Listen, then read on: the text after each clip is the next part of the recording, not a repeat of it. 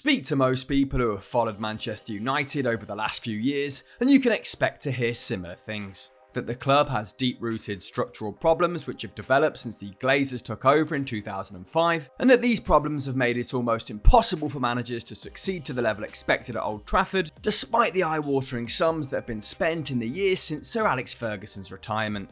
But over the last year, and particularly the last few months, club captain Harry Maguire has taken an increasing amount of blame for United's poor form on the pitch. He was most recently booed by the fans each time he touched the ball in United's pre-season friendly against Crystal Palace in Australia, and it of course isn't the first time that supporters have loudly made their displeasure known. Back in March, news of him being substituted off in the dying embers of a Champions League knockout defeat to Atletico Madrid was greeted with a chorus of aggressive cheers at Old Trafford, a stadium where such behaviour is traditionally frowned upon. And it's not just followers of United. 2 weeks later, he was roundly booed by England fans at Wembley.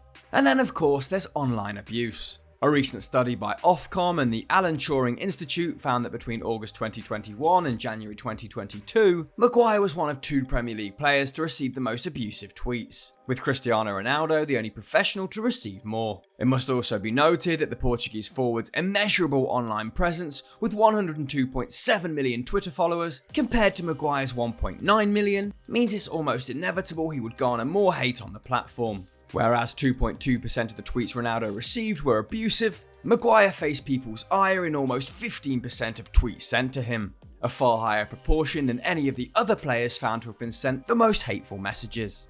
And it's not just abuse. Over the last year, a narrative has built among football fans online that Maguire is simply unfit to be a top-level footballer, let alone captain one of Europe's most historically successful clubs. But what has led to the centre-back becoming such a figure of hate among fans, and beyond the flat-out abuse, is the level of criticism he receives justified. On today's FD Explained, we're going to take a closer look. First, we must establish the obvious. No one deserves to be abused in their place of work, and the same goes for footballers. While fans hurling insults at players is nothing new in men's football, online abuse is an increasingly concerning problem in modern fan culture. And as we saw at Euro 2020 and towards the end of the 21-22 season, drink and drug-induced crowd trouble and pitch invasions involving violence towards players have also become an issue since the return of fans to stadiums in England last year. While police have begun to take tougher action on those sending discriminatory and hateful messages to professionals on social media, new regulations have also been brought in place to deter supporters from overstepping the mark at matches. But what does this all have to do with Harry Maguire? Well, his treatment clearly doesn't exist in a vacuum, and in an age where players are ridiculed for poor performances in the form of memes, the Englishman, a tall defender who lacks pace, rarely looks particularly elegant when playing and has been immortalised by songs referencing the size of his head, is a prime target. Not to mention the fact that Manchester United paid well over the odds to sign him, another stick which is classically used to beat players with. Despite it being an aspect of their career, they have zero control over.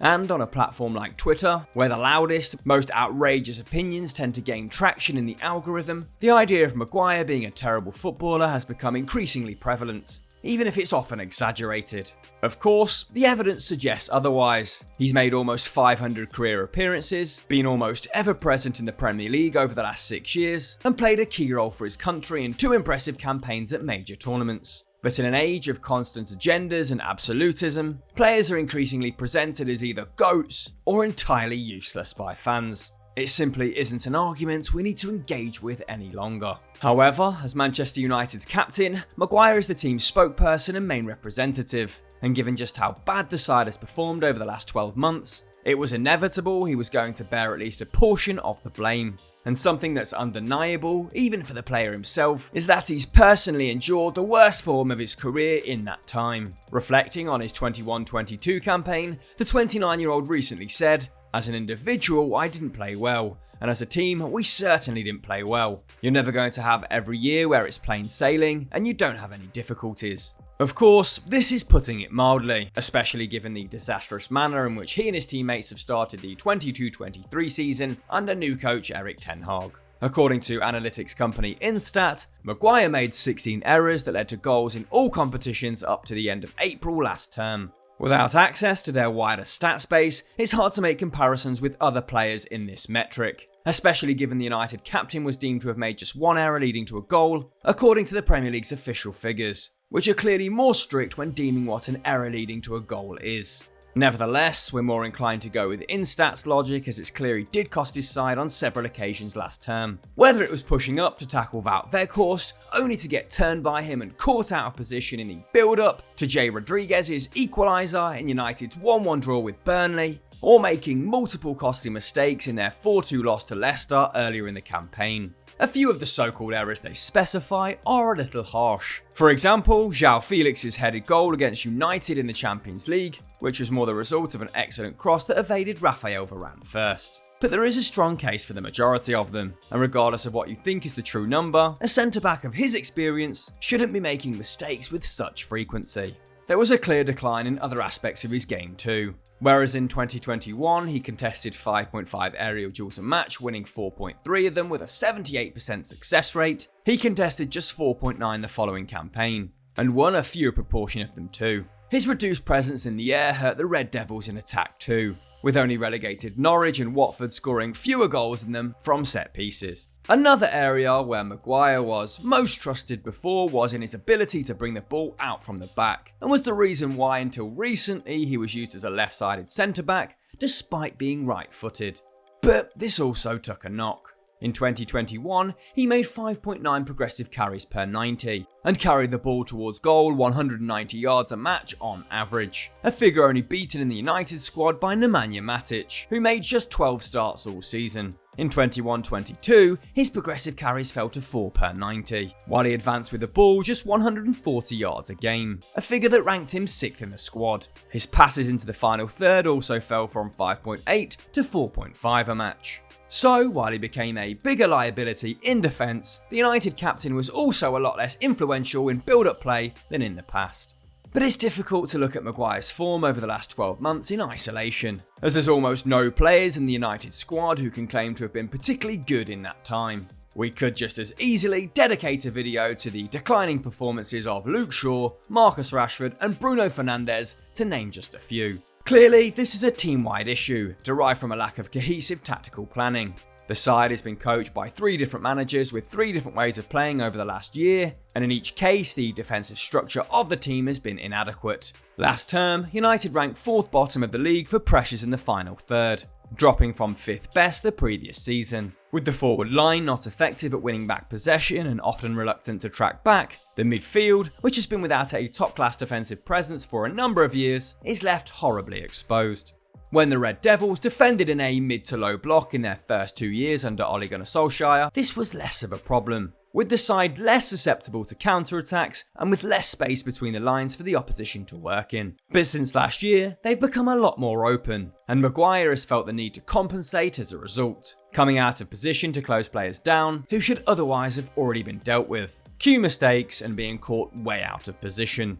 As Maram El Bahana wrote in The Athletic back in February, pace isn't necessary for a quality defender, but the role Maguire finds himself in at Manchester United means his agility, or lack thereof, is constantly exposed. Her study also found that playing alongside the passive and similarly slow Victor Lindelof, as well as the lack of cover in front of him, would see Maguire make these kind of decisions. And it's telling that when partnered with the faster and more experienced Raphael Varane, who due to injury started just 11 Premier League games alongside Maguire last term, United conceded just 0.7 goals a game, compared to their season average of 1.5. Granted, the best side they played against together was Tottenham, but had they been able to build a relationship at the back, United may have well conceded much closer to the 30 goal mark, rather than the 57 they ended the season with. Maguire is far from blameless in this regard. His tendency to break the defensive line, particularly last season, could be an indication that he lacks trust in his teammates. A major worry considering he's club captain, but it's also a clear sign that the team has been coached poorly. And as Erik Ten Hag attempts to turn United, a team that retained just 53% possession last term, their lowest average of the Premier League era, into a ball-dominant, expansive attacking side, these vulnerabilities may continue to be exposed. Unless this group of players get up to speed in a way which we haven't seen them do in the past, it could be a long time before we see United's defensive structure become truly coherent. As for Maguire, it's clear that he suffered a major decline in the last year. But for such a decline to take place, you have to be pretty good before. And in his first 2 seasons at Old Trafford, it was hard to deny the positive impact he had. In 2018-19, the season before he arrived, United conceded 54 goals. which until 21-22 was their worst defensive record since the 1970s, and that came down to 36 the following campaign. Whether he's able to adapt to a new role on the right side of a back two remains to be seen, and will rely on a number of factors, namely who will play alongside him in the long term. But whatever happens from here on in, it shouldn't muddy the memory of the solid defender he's been in the past few years. So team, that's it for this week's Explained. Drop the video a like if you enjoyed it and subscribe to the channel with notifications on. Click on screen for more great Football Daily content, and we'll catch you next time.